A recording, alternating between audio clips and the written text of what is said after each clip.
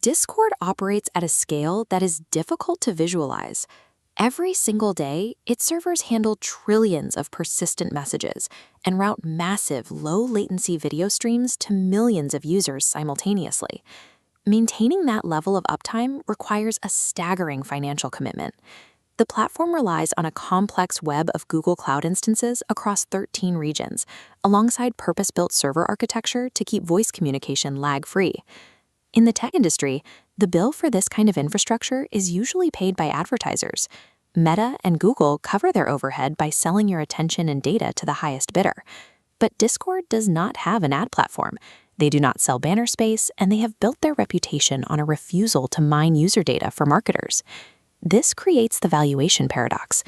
Discord maintains one of the most expensive server networks on the internet, yet it purposefully ignores the only proven revenue engine used by its peers. The industry's first real attempt to price this paradox came in 2021, when Microsoft offered $10 billion to acquire the platform. Discord's leadership walked away from the check. They chose to remain independent, betting on a monetization strategy that didn't involve becoming a subsidiary of a legacy giant. The gamble paid off almost immediately. A subsequent funding round shortly after the failed buyout valued the company at an estimated $15 billion. That number confused traditional Wall Street analysts. Standard valuation models struggle to appraise a company generating zero revenue from the sellable data of its users. This multi-billion-dollar price tag forces a change in the conversation. If Discord is worth $15 billion without ads, then the way we value technology companies has to be reevaluated. Discord's strategy relies on the app acting as a high-trust digital living room. In this environment, an advertisement isn't just a nuisance. It's an intrusion that breaks the sense of privacy and community.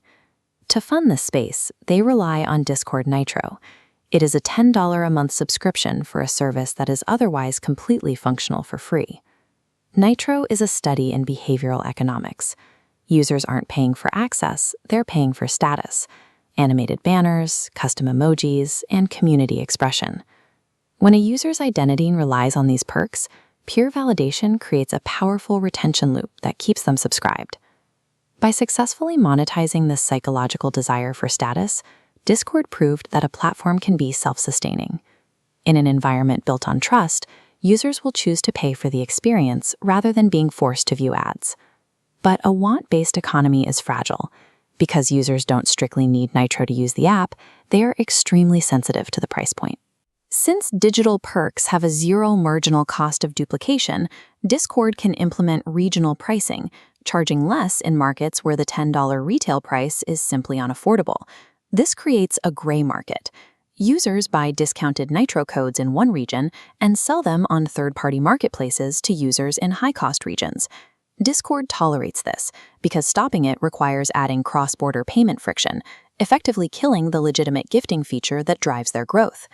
Tolerating this arbitrage isn't a failure of enforcement, it's a strategic choice. They accept the margin compression to ensure the user experience remains as frictionless as possible.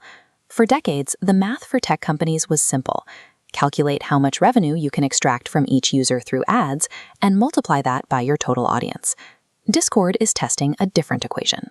Their value is determined by the number of active communities they host, multiplied by those users' direct willingness to pay for a better experience. This model shifts power.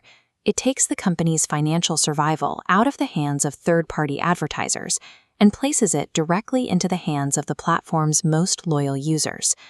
Building an ad-free empire requires a product that is so central to a user's social identity that voluntary payments become a viable substitute for data extraction.